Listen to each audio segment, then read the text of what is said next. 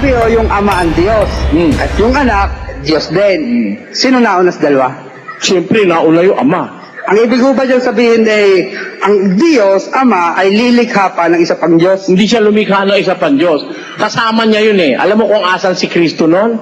Pakinggan mo sa kay San Juan, 1:18. Walang taong nakakita kailanman sa Diyos.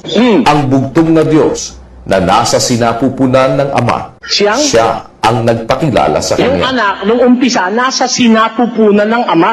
Hindi niya nilikha, kundi nasa sinapupunan niya. Bahagi niya. Parang ganito, para maintindihan mo, no? Si Adan, di ba tao na, no? Si Eva, tadyang pa lang nun. Nung hugutin ng Diyos yung tadyang, ginawa niyang Eva. Kaya si Eva galing kay Adan. Parang yung anak nasa sinapupunan ng Ama. Anong ginawa ng Ama doon sa nasa sinapupunan niya na anak? Nilikha niya ba? Hindi niya nilikha, kundi ang sabi niya ganito. 1:5. Sapagkat kanino nga sa mga anghel sinabi niya kailanman, ikaw ay aking anak, ikaw ay aking ipinanganak ngayon. Ngayon, ipinanganak siya ng Diyos. Sabi niya, ikaw ay aking ipinanganak ngayon. Nasa sinapupunan ng Diyos eh. Kumbaga, nasa kalooban ng kanyang pagka-Diyos. Binigyan niya si Kristo ng sariling kalagayan, ipinanganak. Ano ang kahulugan sa Biblia ng salitang ipinanganak? Pakinggan niyo sa 8:22 ng Kawikaan. Inari ako ng Panginoon sa pasimulan ng kanyang lakad, bago pinasimulan ang kanyang mga gawa ng una. Ako'y nalagay mula noong araw, mula nang walang pasimula, bago nalikha ang lupa. Ako'y nailabas. Bago nalikha ang lupa, ako'y nailabas. Bakit nailabas? Kasi nasa sinapupunan siya ng Ama. Bago pa nilikha ang lupa, ako'y nailabas. Tapos, Ako'y nailabas nang wala pang mga kalaliman, nailabas na ako nung wala pang mga kalaliman. nang wala pang mga bukal na sagana ng tubig. Bago ang mga bundok ay nalagay, bago ang mga burol ay ako'y nailabas. Tuloy. Samantalang hindi pa niya nililikha ang lupa, ni ang mga parang man, ni ang pasimula man ng alabok ng sanglibutan. Nang kanyang itatag ang langit, nandoon ako. Matanda pa pala sa langit ito eh. Paano naman kaya naging tao ito eh? Wala pang ang alabok eh. Hindi pa niya inilikha ang alabok ng lupa, nandoon na ako. Nang itatag niya langit, nandun din ako. Sabi niya ang tao galing sa alabok. Paano naging tao si Kristo? Wala pang alabok eh, may Kristo na. Isipin mo naman yun. Kaya, nang itatag niya ang langit, nandun na ako. Nang itatag niya langit, nandun ako. Nang siya'y maglagay ng balantok sa balat ng kalaliman, nang kanyang pagtibayin ang langit sa itaas, nang maging matibay ang mga bukal ng kalaliman, nang bigyan niya ang dagat ng kanyang hangganan, upang huwag salangsangin ng tubig ang kanyang utos. Nang kanyang iayos ang mga patibayan ng lupa, nasa siping nga niya ako. Kita mo, di magkasama sila. Nung gumagawa ang Diyos ng lahat ng bagay, nasa siping niya ako. At ako ang kanyang ligaya sa araw-araw. Kita mo, ako ang ligaya niya sa araw-araw. Brother Eling, lilinawin ko lang ha. Ang ibig ko sabihin, hindi nilikha ng Diyos Ama yung anak, kundi kasabay niya. Kasabay? Nasa sinapupunan, sabi niya. Hindi siya nilikha.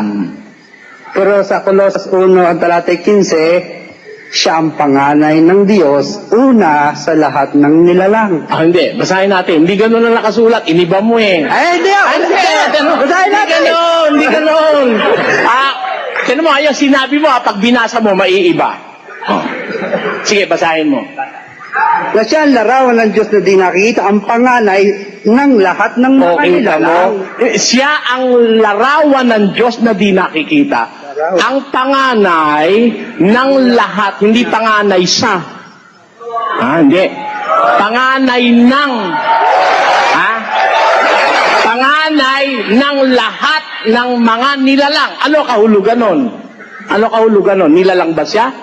Ulitin natin, basahin at saka natin tuloy. Pakinggan mo, Na siya ang larawan ng Diyos na di nakikita, ang panganay ng lahat ng mga nilalang. Bakit? Sapagkat sa Kanya nilalang ang lahat ng mga bagay, sa sangkalangitan at sa sangkalupaan, na mga bagay na nakikita at ang mga bagay na di nakikita, maging mga luklukan o mga pagsakop o mga pamunuan o mga kapangyarihan, lahat ng mga bagay ay nilalang sa pamamagitan niya at ukol sa kanya. O kita mo, yung pala kahulugan nun, yung siya ang panganay ng lahat ng mga nilalang. Ibig sabihin, nauna siya sa lahat ng mga nilalang. Hindi pa lumalalang ang Diyos, nandun na siya. Sapagkat sa kanya nilalang ang lahat ng bagay. Sa sangkalangitan, sa sangkalupaan, mga bagay na nakikita, bagay na hindi nakikita, maging mga pamunuan, mga lukluk at mga pagsakop, lahat ng bagay nilalang sa pamamagitan niya.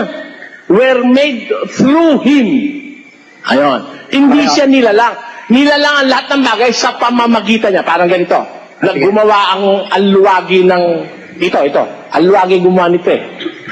O, paano nagawa ito? Sa pamamagitan ng lagari. Diba? Nilagari nung alwagi yung kahoy. Hindi naman pwede yung mag-isang alwagi, wala siyang kasangkapan, pinalagari niya yung kamay niya. Mauunang maupod yung kamay niya bago yung kahoy. Diba? Merong ginamit na kasangkapan sa paggawa nito ang alwagi. Ganon din naman ang Diyos. Ang kasangkapang ginamit niya sa pamamagitan ng Kristo, ginawa niya lahat ng bagay. Ang katunayan, sabi ni Juan, balikan natin. Uno-uno. Nang pasimula, siya ang verbo. At ang verbo ay sumasa Diyos. At ang verbo ay Diyos. Ito rin ng pasimulay sumasa Diyos. Ang lahat ng mga bagay ay ginawa sa pamamagitan niya. At alinman sa lahat ng ginawa ay hindi ginawa kung wala siya. Ayun ang nasa Biblia. Di ba? Ang verbo ay Diyos. Ang verbo'y sumasa Diyos, ang verbo'y Diyos. Ito rin ng pasimulay sumasa Diyos. Lahat ng bagay ay ginawa sa pamamagitan niya. At alinman sa lahat ng ginawa ay hindi ginawa kung wala siya. Ando na ba siya o wala? Ando. Kaya nung gumagawa siya, ando na nga siya. Gumagawa ang Diyos, ando na siya.